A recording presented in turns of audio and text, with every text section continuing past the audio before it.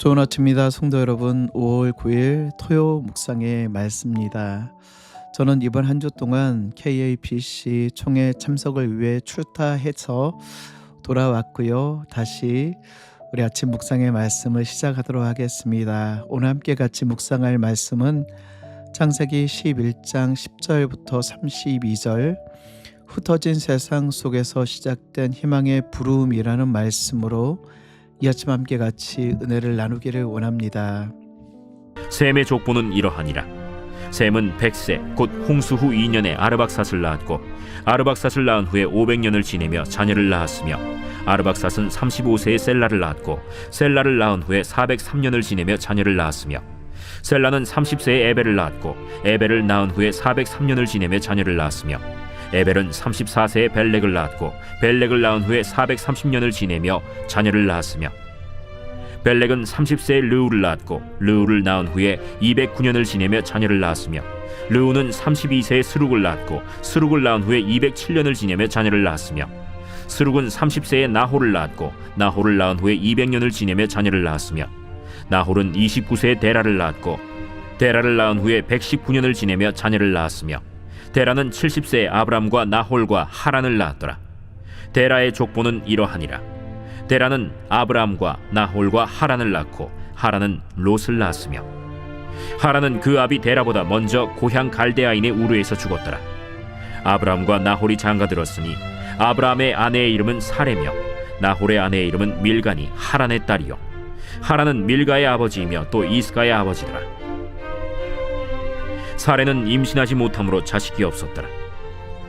데라가 그 아들 아브람과 하란의 아들인 그의 손자 롯과 그의 며느리 아브람의 아내 사레를 데리고 갈대아인의 우르를 떠나 가나안 땅으로 가고자 하더니 하란에 이르러 거기 거류하였으며, 데라는 나이가 205세가 되어 하란에서 죽었더라. 저는 강산 김과 직장 공파 43대 손의 동자 학렬입니다. 어떻게 아느냐고요? 저희 집안의 족보를 통해서 알았습니다. 족보는 그 가문의 역사이죠. 우리가 성경을 읽다 보면 가장 넘기 힘든 고비가 바로 족보입니다. 누가 누구를 낳고 몇 세를 살다 죽었더라, 이 반복되는 패턴은 마치 수면제처럼 느껴지기도 합니다. 하지만 성경의 족보는 단순한 기록이 아닙니다. 그것은 하나님의 시선이 어디를 향하고 있는지를 보여주는 추적 장치와 같죠. 오늘 본문은 바벨탑 사건 직후에 나옵니다. 인간들은 자기 중심성의 끝이 하나님이 없어서 살 수 있다라는 독립선언이 바로 바벨의 정신이었습니다. 하나님 없어도 살 수 있습니다. 하나님 없이도 성공할 수 있습니다. 하나님 없이도 안전할 수 있습니다. 또한 이전까지는 자연석을 통해 집을 지었지만 벽돌과 역청이라는 신기술을 발견하고 기술의 교만으로 하늘까지 닿기를 원했던 게 바로 바벨탑. 하지만 하나님은 하나님의 이름 없이 인간의 노력들을 언어를 혼잡하게 하며 흩으심으로 말미암아 인간의 역사는 무너지죠. 그러나 오늘 본문에서는 하나님은 다시 한 사람을 부르고 계십니다. 그는 바로 아브라함. 세상이 무너져도 하나님은 언약의 사람을 통해 새 역사를 시작하십니다. 오늘 말씀을 통하여 세 가지의 은혜를 나누기를 원하는데, 첫째, 하나님은 조용히 언약의 계보를 이어가십니다. 오늘 10절 말씀, 10절, 셈의 족보는 이러하니라. 셈의 족보는 이러하니라. 바벨탑 사건 이후 세상은 하나님을 떠났습니다. 사람들은 하나님보다 자기의 이름을 높이려 했죠. 사람들은 바벨탑을 보았지만 하나님은 아브라함을 준비하고 계십니다. 세상은 화려한 탑을 보지만 하나님은 믿음의 사람을 보고 계시고, 세상은 성공한 사람을 기억하지만 하나님은 순종하는 사람을 기억하고 계십니다. 성경의 족보는 단순한 이름의 목록이 아닙니다. 이름의 나열이 아닙니다. 하나님의 약속은 끊어지지 않는다라는 하나님의 약속의 선언이죠. 이 커버넌트, 언약이라는 이 말은 우리가 성경 전체를 이해하는데 아주 중요한 핵심적인 단어입니다. 히브리어로는 베리트라고 하는데 이 베리트라는 말은 강한 결속과 관계를 의미합니다. 여러분, 계약과 언약의 차이를 아시나요? 계약, 컨트랙이라는 이 영어의 단어는 조건 중심이고 이해관계 중심이고 깨지면 끝나버리고 서로 동등한 위치에 있습니다. 마치 집 계약을 하거나 자동차 계약을 하거나 사업 계약을 하는 것과 같이 동등한 위치에서 서로 컨트랙을 맺지만 그것들이 깨어지면 완전히 남남이 되어져 버리는 것이죠. 하지만 커버넌트, 언약이라는 것은 관계의 중심일 뿐만 아니라 사랑과 신실함의 중심이고 일방적인 은혜가 포함되어져 있고 하나님이 주도적으로 약속하시는 것이 커버넌트, 언약입니다. 나는 너의 하나님이 되고 너는 내 백성이 되리라. 아브라함이 대단해서가 아닙니다. 이스라엘 백성들이 선해서도 아닙니다. 우리가 하나님 앞에 선한 의로운 사람이어서가 아닙니다.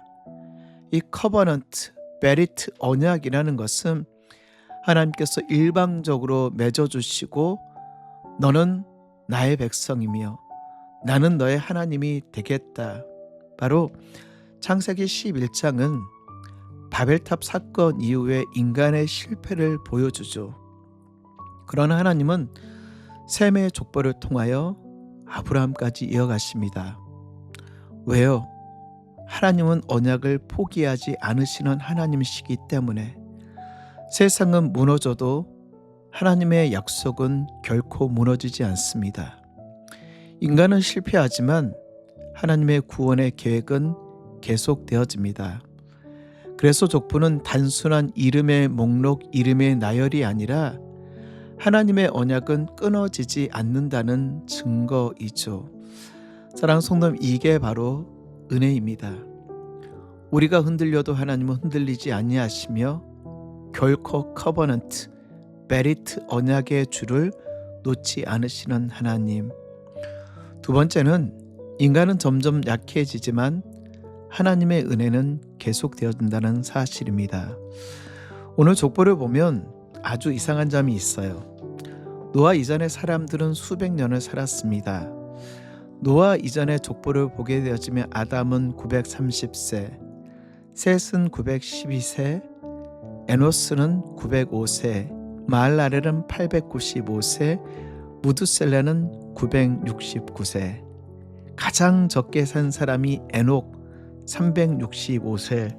물론 에녹은 하나님과 동행하고 죽음을 보지 아니하고 하늘나라에 올라갔기 때문에 365세까지 살았습니다. 그런데 오늘 본문부터 인간의 수명이 급격하게 줄어들죠. 셈 이후로 점점 짧아집니다. 600세, 400세, 200세, 100대대로. 왜 그랬을까요? 죄의 영향 때문입니다. 죄는 인간을 점점 약하게 만들고 육체도 약해지고 마음도 약해지고 우리의 영혼도 약해집니다. 인간의 문명은 발전하는 것처럼 보여지지만 실제로 인간은 점점 무너지고 있습니다. 기술은 발전하지만 우리의 불안은 더욱더 커져가죠. 정보는 많아지지만 지혜는 사라집니다. 인터넷 가운데 연결은 많아지지만 외로움은 깊어집니다. 죄는 인간을 쇠퇴하게 만들죠. 그런데 오늘 놀라운 것은요, 인간이 약해지면 약해질수록 하나님의 은혜는 더욱더 선명하게 나타난다라는 사실입니다. 아무리 최첨단의 시간을 살아가고 인류의 문화가 발전한다 할지라도 인간은 더 약해질 수밖에 없는 존재이고, 그리고 하나님이 없으면 살아갈 수 없는 존재. 왜요?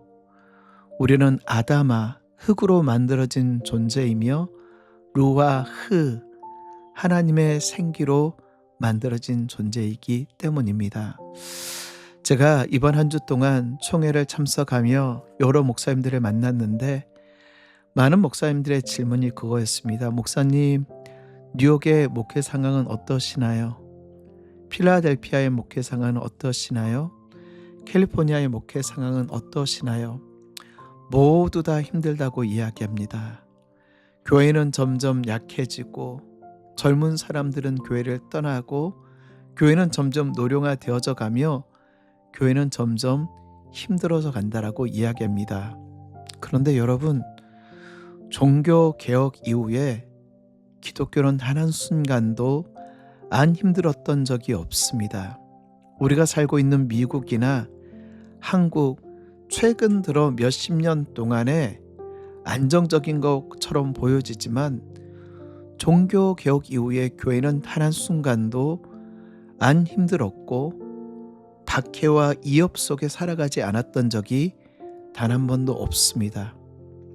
사랑하는 성도 여러분, 우리의 인생이 바벨탑처럼 무너지고 엉망이 된 것처럼 보여지지만 하나님의 구원의 손길, 하나님의 구원의 계획은 단 한 번도 떠난 적이 없었다라는 사실. 오늘 본문 마지막 31절 말씀 볼까요? 31절. 때라가 그 아들 아브라함과 하란의 아들인 그의 손자 롯과 그의 며느리 아브라함의 아내 사레를 데리고 갈대아인의 우르를 떠나 가나안 땅으로 가고자 하더니 하란에 이르러 거기 합류하였으며, 여기에서부터 성경의 흐름이 완전히 달라집니다. 이제 하나님께서 아브라함을 통해 믿음의 역사를 시작하시기 때문이죠. 세상은 바벨탑을 쌓고 있지만 하나님은 믿음의 한 사람을 준비하고 계십니다. 그가 바로 아브라함. 이게 바로 하나님의 방법입니다. 하나님은 언제나 한 사람을 통해 일하십니다. 노아 한 사람, 모세 한 사람, 다윗 한 사람, 엘리야 한 사람, 눈물의 선지자 예레미야 한 사람, 바울 한 사람, 그리고 오늘날에도 하나님은 한 사람을 찾으십니다.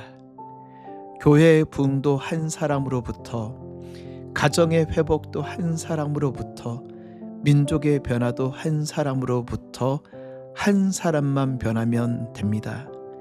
말씀을 정리할까요? 성도 여러분, 창세기 11장은 단순한 족보가 아닙니다. 무너진 세상 가운데 하나님의 구원의 커버넌트, 언약과 약속을 어떻게 이루어 가시는지 구원의 역사의 기록이 바로 족보. 바벨탑 이후에도 하나님은 언약을 포기하지 않으셨습니다. 그리고 마침내 아브라함을 부르시죠. 성도 여러분, 오늘날 우리도 마찬가지입니다. 가정이 흔들려도, 세상이 흔들려도, 신앙이 약해져도 하나님은 여전히 일하시는 하나님이신 걸 기억하시며, 오늘도 세상의 바벨론에서 세상 가운데 승리하시며 하나님의 언약을 굳건하게 붙잡을 수 있는 우리 귀한 성도님 되시길 주의 이름으로 축복합니다.